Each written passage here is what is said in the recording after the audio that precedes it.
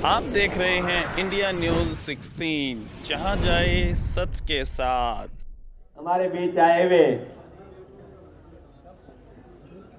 Mahendragarh municipal committee के पूर्व प्रधान भाई विजेंद्र जी,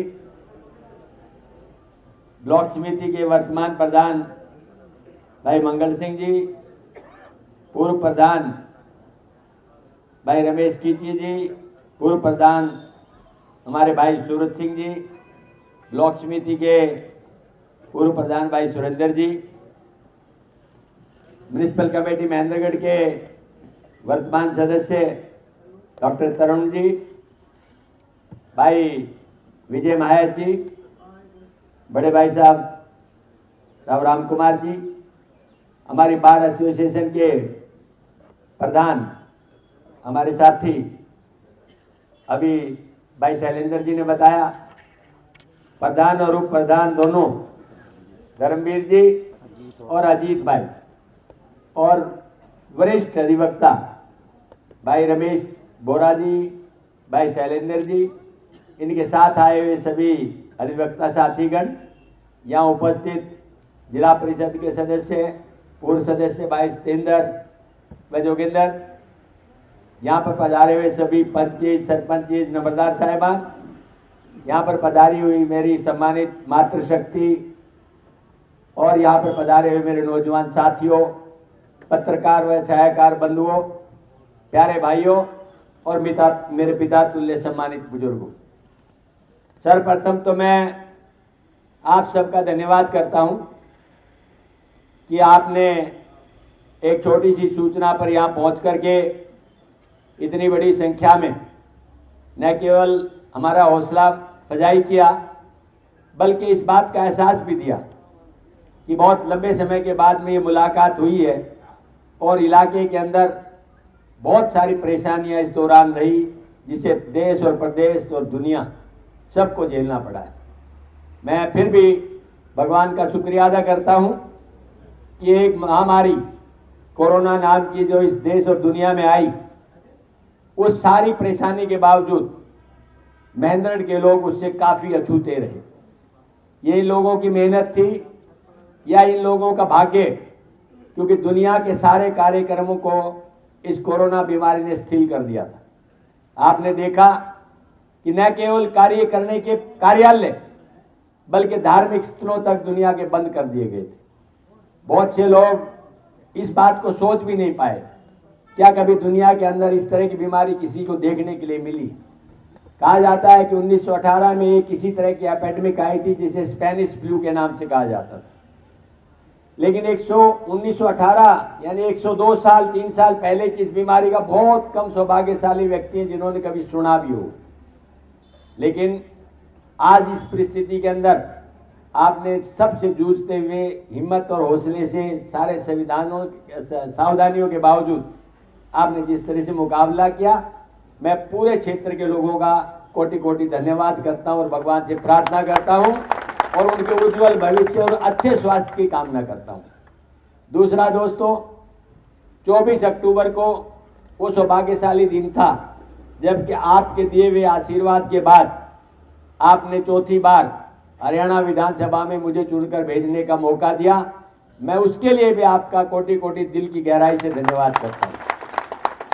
दोस्तों, राजनीति के अंदर सरकारें आती हैं चली जाती हैं, नेता आते हैं चले जाते हैं, कुर्सियां आती हैं चली जाती हैं, लेकिन जिस तरह की परेशानी इस राज्य में इस कुर्सी के बाद, इस सत्ता के बाद इस आम जनता को झेलनी पड़ रही है, वो अपने आप में एक ऐसी है, जैसे मेरे से पहले वक्ता भाई अनिल ने बहुत विस्तार से बताई, एडवोकेट साथी भाई शैलेंद्र ने आज की वर्तमान किसान समस्या के बारे में बहुत विस्तार से आप लोगों को बताई।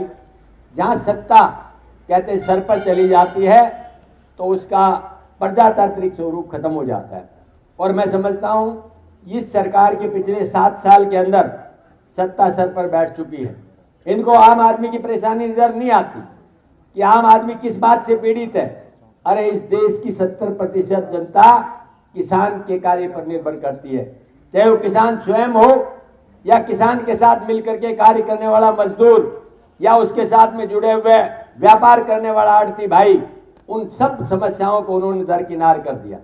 आज पूरे देश के अंदर चारों तरफ से किसानों की एक आवाज उठी हुई है।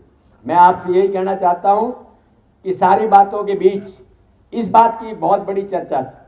बहुत से लोग कहते थे, हम भी कभी जाते थे तो वो एक ही बात कहते थे, ये सरकार किसान की बात को क्यों नहीं सुनना चाहती। भाई हम तो एक बात कहते हैं कि जब सरकार कहती है कि हमने किसान के हित के लिए कानून बनाया है, और किसान कहता है क्योंकि आपने 3 बातें सुनी, 3 कानून सुने, ये हमारे हित की बात नहीं है, तो आप उसको खत्म कर दें। आपको क्या दिक्कत है इस बात के अंदर? जो चीज आप किसान के लिए देना चाहते हैं, जो चीज आज इस जनता के लिए देना चाहते हैं, जो किसान के साथ में जनता की भलाई के लिए देना चाहते हैं, और किसान कहता है कि मेरी इसमें भलाई नहीं है, तो बेटर ये है कि उसको आप खत्म कर दें। लेकिन ये सरकार उसके गुणों को बताना चाहती है, अवगुणों को छुपाना चाहती है। अवगुण क्या क्या है वो अभी एक साथी ने आपको बताया, लेकिन 1-2 चीजें जो आम आदमी को प्रभावित करती है वो मैं भी बताना चाहता हूं आपको। उसके बाद में अपनी लोकल जो बातें और समस्याएं उनके बारे में जिक्र करेंगे। और फिर भाई एक और मेरा निवेदन है आपसे कि सारे भाई जितने यहाँ हैं और जो बाहर भी खड़े हुए हैं, उनसे मेरा निवेदन है, हमने एक कार्यक्रम बनाया है कि प्रजातंत्र में कहते हैं सबसे बड़ी अदालत जनता की अदालत।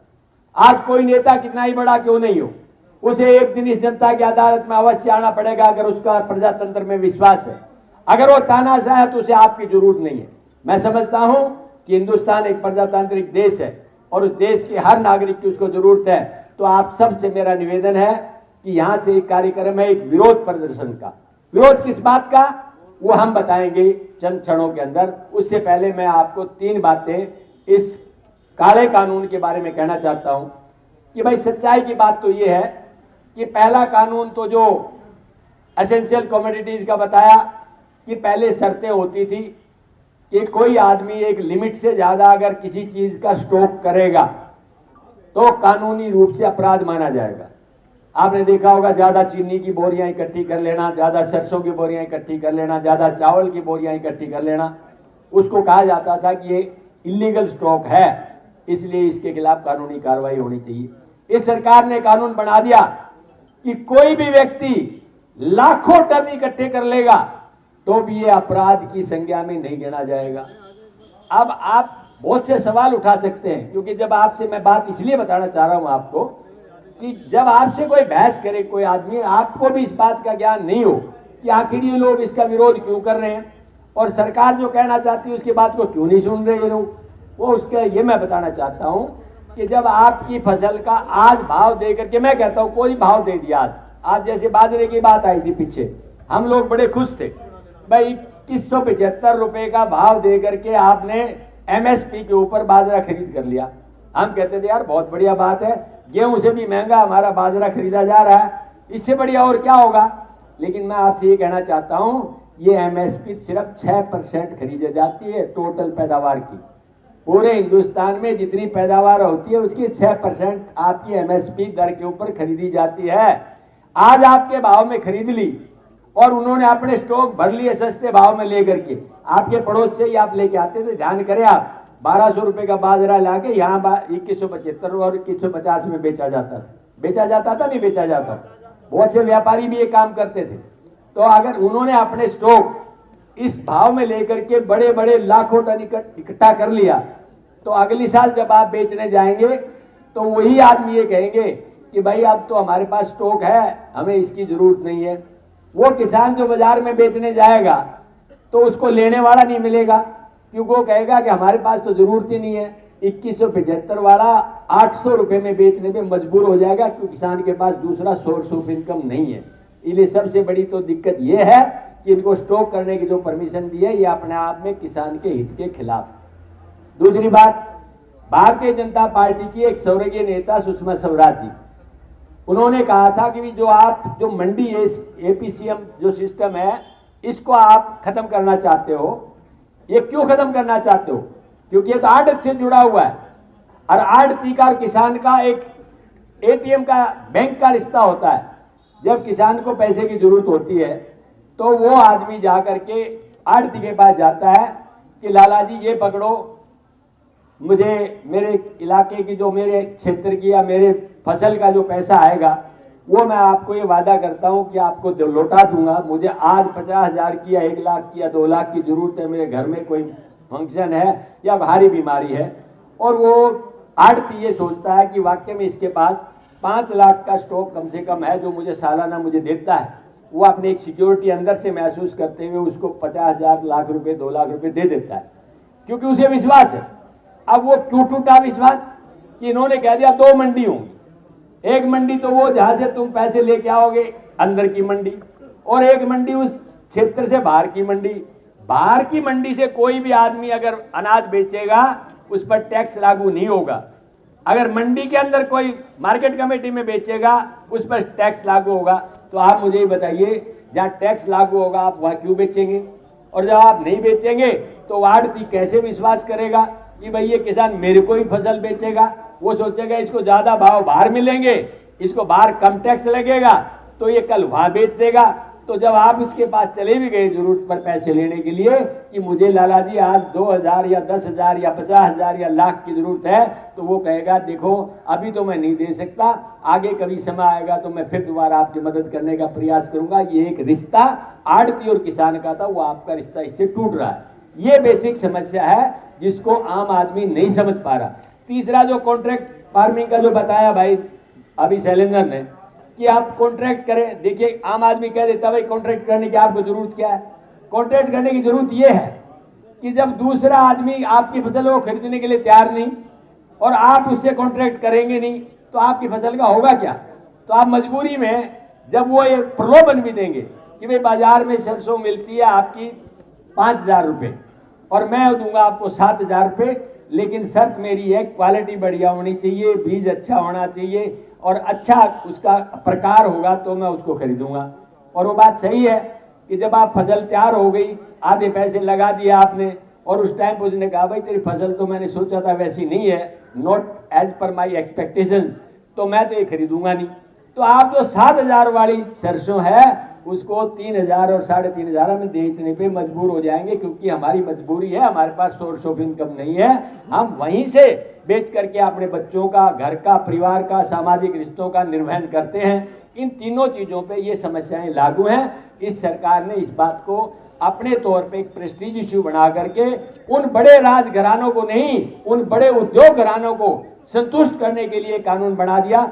इसी का विरोध आज हिंदुस्तान का किसान कर रहा है। मैं समझता हूं इस बात से आप सारे बात ही अच्छी तरह से परिचित हो गए हैं। निश्चित तौर पे जो लोग इसका प्रचार करने वाले हैं उनको आप जरूर समझाने का प्रयास करें कि सच्चाई क्या है और आप जो कह रहे हैं वो हकीकत क्या है। मैं समझता हूं इसके बाद आप सारे भाई समझ जाएंगे और आने वाले समय के अंदर इसके जो भी परिणाम होंगे उनके ऊपर आप विचार करके आने वाले समय के अंदर आप फैसला ले लेंगे। दूसरी बात, देखिए सरकार जब बनती है तो बहुत सारे वादे किए जाते हैं। मैं इसी सरकार के बारे में कहना चाहता हूं कि जब चुनाव नहीं हुए थे तो इन्होंने बहुत सारे नारे दिए।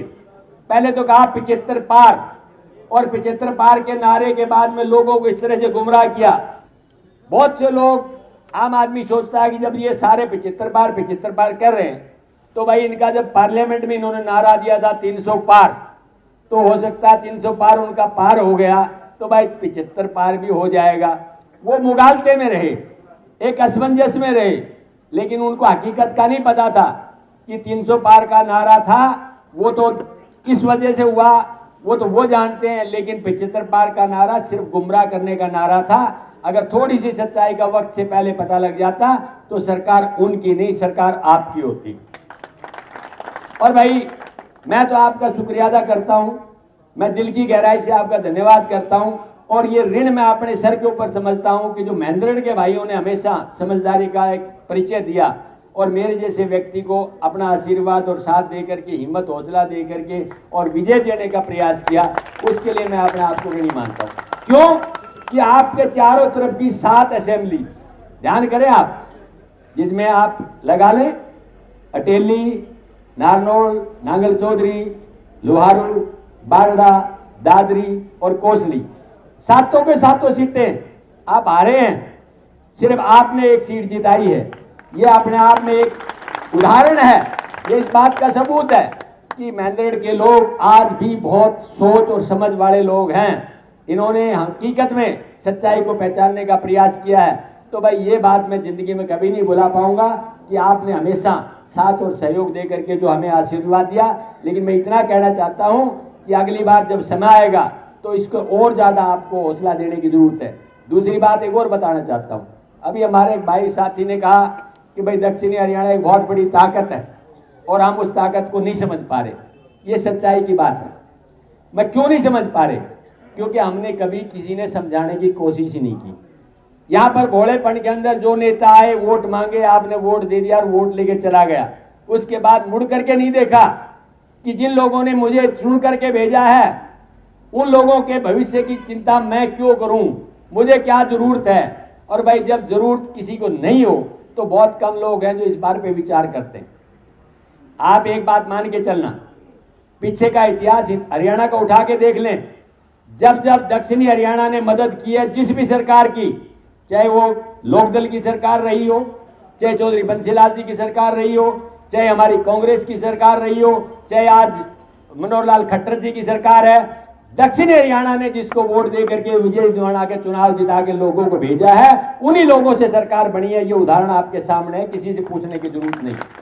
आप अपनी ताकत को पहचानने का प्रयास करें और ये भी सोचें कि जब हम ताकत के अंदर इतने मजबूत हैं कि हम सत्ता का परिवर्तन कर सकते हैं और करा सकते हैं, तो भाई अपने लोगों को पहचानने और उनको समझने में भी देरी करने की जरूरत नहीं है। मैं तो इतना कहना चाहता हूं, दान सिंह आपके लिए आधी रात को तैयार है। अगर आधी रात को भी आवाज देंगे तो आधी रात को दान सिंह आपकी आवाज के साथ खड़ा रहेगा। मेरे दिल में दर्द है इस इलाके के लिए, क्योंकि हमने बहुत झेला है, बहुत परेशानियां उठाई हैं, सब कुछ हमारे पास है, लेकिन उसके बावजूद भी हम बहुत सी बातों से वंचित हैं।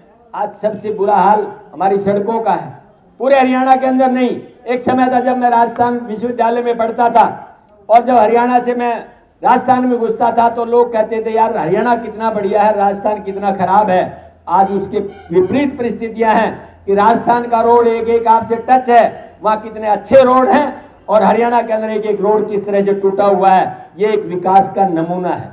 ये क्षेत्र इतना शांति प्रिय, यहाँ महेंद्रगढ़ हरियाणा से ही तो है ना भाई साहब।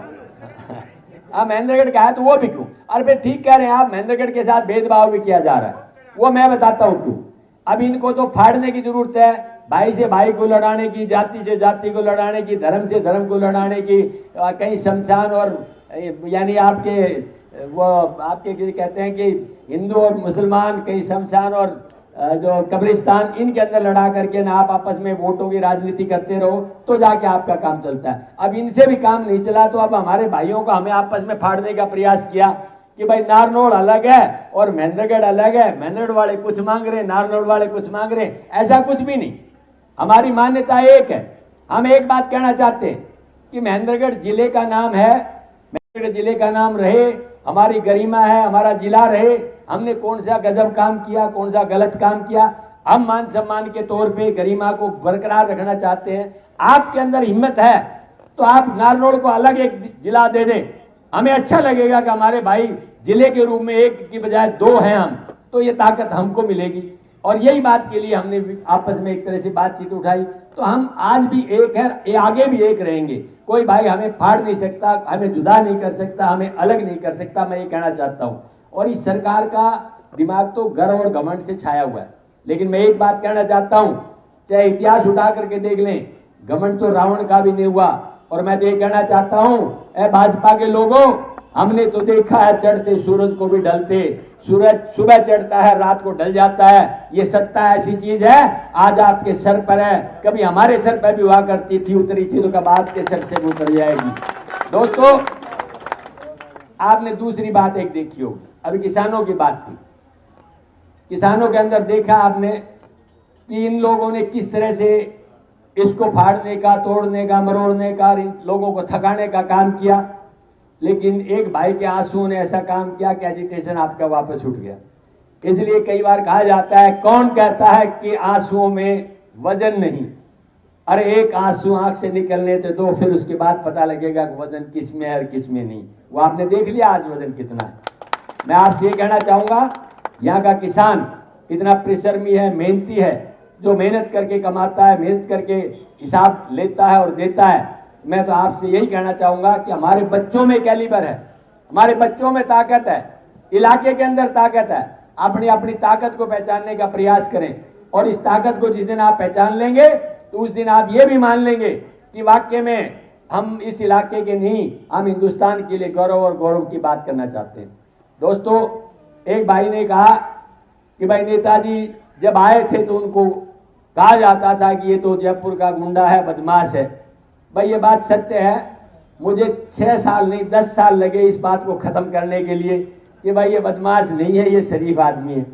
लेकिन उनमें से ही फिर बहुत से लोगों ने कहा नेताजी सांप की फुकार के लिए किसने मना किया था? सारी शराफत तो ठीक है, फुकार तो रखो, अब वो फैसला आप करो फुकार रखनी है क्या, वो फैसला आप करो। लड़ना जानते हैं, जमीन से चले हैं। जब मैं छात्र जीवन में भी था तो वहाँ छात्र जो आपके पढ़े हुए वकील हैं, मेरे साथी बहुत बैठे हैं, ये सीनियर भी बैठे हैं, बोरा जी वगैरह जितने दूसरे वकील हैं, ये भी जानते हैं। जब राजस्थान विश्वविद्यालय में गए थे तब हरियाणा को कोई जानता नहीं था, न वहाँ के छात्र नेताओं को कोई जानता था। ये आप सब लोगों के बच्चों के परवरिश थी जिन्होंने वहाँ जाकर के एकता दिखाई। एकता के बाद में वहाँ उसके आपके यूनियन के चुनाव भी जीते और छात्र संघ के अध्यक्ष भी रहे और उसके बाद राजनीति की एक शुरुआत भी आपने की। मैं तो हमेशा ऋणी रहूंगा क्योंकि मैं एक गरीब और साधारण किसान परिवार से संबंध रखता हूं और राजनीति में अगर किसी ने पदार्पण करने का मौका दिया तो शुरुआत राजस्थान की दी और परवरिश हमारे महेंद्रगढ़ के महान नेताओं ने की, महान मेरे वोटरों ने की। मैं इस बात को कभी जिंदगी में नहीं भुला पाऊंगा। दोस्तों, अब मैं आपसे एक बात कहना चाहता हूं। इस सरकार ने वादे बहुत किए। कहा जाता है, पहले भी जब कहते थे कि आम आदमी कहता था कि किसानों अगर तुम हमें वोट दोगे तो हम तुम्हारे लिए वो करके दिखाएंगे जो कभी किसी ने नहीं किया। जैसे कि भाजपा के लोग आज भी सौपन दिखाते हैं आपको, हम आपको ये बना देंगे, हम आपको वो बना देंगे।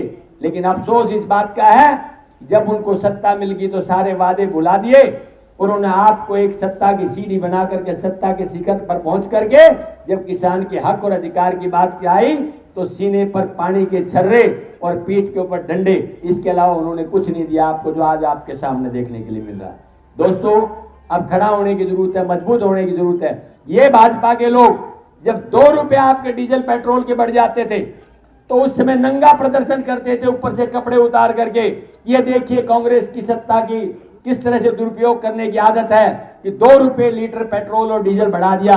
मैं आज उनसे पूछता हूं, 2 रुपए नहीं आज 100 रुपए बढ़ा दिया तो क्या आप उन्होंने तुम्हारे साथ न्याय किया या अन्याय किया? जिस आदमी ने कहा उज्ज्वला ले जाइए, पहले सबको उज्ज्वला में डाल दिया और 387 रुपए में जब मैं कांग्रेस के टाइम के ऊपर आपको एक सिलेंडर मिलता था, आज वो 800 रुपए से भी ऊपर कर दिया। पिछले 2 महीने में 200 रुपए बढ़ा दिया। आपके साथ न्याय किया कि अन्याय किया? सब्सिडी आपकी खत्म कर दी, डीजल के ऊपर खत्म कर दी, बिजली आपके 275 रुपए बढ़ा दी, आपके जो खाद के कट्टे हैं उनका 5 किलो वजन घटा दिया और पैसा बढ़ा दिया। ये कौन से न्याय की बात है और क्यों किया? इनको तरीका आता है। आपके दर्द इंजेक्शन भी लगाते हैं, दर्द भी नहीं होने देते। पहले हमारे टाइम पे 2 रुपए 3 रुपए जब बढ़ा देते थे तो शोर मच जाता था। इनको इस बात का एहसास था कि अगर ये फिर तुम इस तरह से बढ़ाओगे तो यही बात तुम्हारे खिलाफ जाएगी। तो उन्होंने क्या किया, हर रोज सुबह पहले जब हमारा रजिस्टर खुलता है, जिसे DSR बोलते हैं, डेली सेल्स जो रजिस्टर है उसको बोलते हैं, उसमें एंट्री करनी पड़ती है कि आज का आपका डीजल और पेट्रोल का भाव क्या है। आज हमने जो भाव लिखा अगले दिन 25 पैसे बढ़ा दिया, उससे अगले दिन 50 पैसे बढ़ा दिया, फिर 9 पैसे घटा दिया, फिर अगले दिन 40 पैसे बढ़ा दिया। तो जो आदमी पेट्रोल डीजल लेने जाता है वो रोज देख के यार क्या पूछे इनका तो कितना हो गया, तो ये छोड़ देता है। भाव क्या रहा, वो 100 रुपए 200 रुपए 500 रुपए निकाल के सेलमैन को देता है, ले भाई 500 का डाल दे, 200 का डाल दे, और आपके उस भाव से 23 रुपए आपके बढ़ गए और आपको पता भी नहीं लगने दिया कि आपने इतना बड़ा काम हो चुका।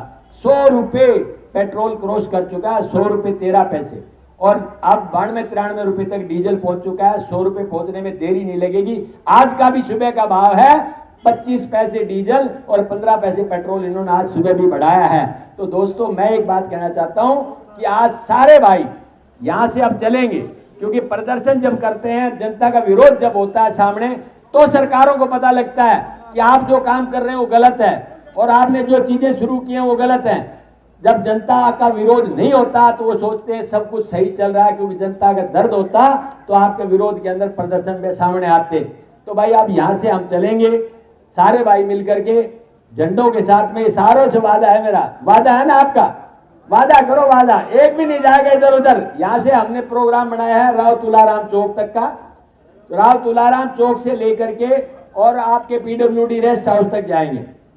वहां राव तुलाराम चौक पर ऊंट गाड़ी मिलेगी आपको, ऊंट गाड़ी लेकर के हम आगे चलेंगे, क्योंकि सरकार ने ये हालात पैदा कर दिए हैं कि डीजल और पेट्रोल के पैसे तो हमारे पास छोड़े नहीं, आपके ऊपर आपका ही वजन आता है। मैं बताऊंगा बात, 1100 करोड़ रुपए के आसपास का पिछले 3-4 इन जिलों के अंदर छापे मार के सरकार ने पिछले कुछ महीनों के अंदर इकट्ठा कर दिया छापों से। अब 1100 करोड़ रुपए के आसपास का कहीं इकट्ठा कर ले सरकार, यानी रेड लगा लगा के बिजली के ऊपर, तो ये वजन तो सर का वजन पैर पे ही आएगा। ये किसने लगाया, किसने किया, ये हमें पता नहीं, लेकिन उनको ये कह दिया गया कि अगर आपको अपने इलाके में देखना है तो भाई जो भी मिले उसको किसी तरह से भी करो, चालान करो, उसके ऊपर रेड करो।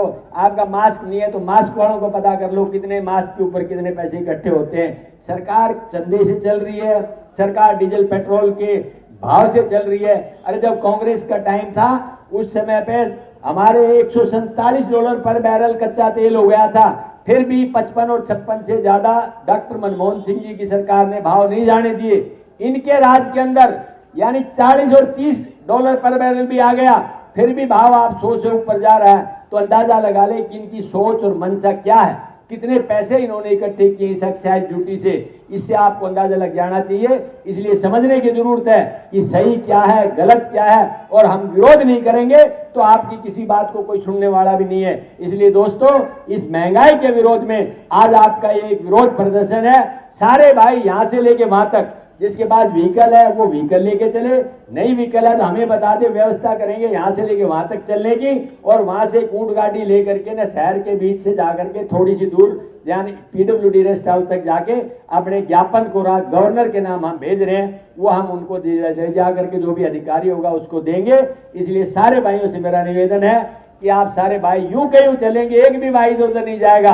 कहते काम छोटे काम बढ़ता है, हम एक तरफ से तो अपेक्षा करते हैं कि हमारे कहीं भी बात को उठाए आपका नेता, और दूसरी तरफ से जब काम की बात आती है बोले यार मैं क्या करूंगा, नेताजी कर लेगा। नेताजी अकेला कुछ नहीं कर सकता, नेता की आवाज आप है, नेता की ताकत आप है, नेता की हिम्मत आप है, और मैं ये विश्वास दिलाता हूं आपकी हिम्मत और आवाज और ताकत मेरे साथ रहेगी। मैं आपके हक और अधिकार के लिए लड़ने के लिए तैयार रहूंगा 100%, में कोई दो राय। आप थोड़ी सी हिम्मत दिखाएं। और मैं ये भी कहना चाहता हूं ये तो एक शुरुआत है, जब असली शुरुआत की जरूरत पड़ेगी तो आपका ये भाई आपकी आवाज के साथ खड़ा मिलेगा, आपकी आवाज से पीछे नहीं हटेगा। मैं कहना चाहता हूं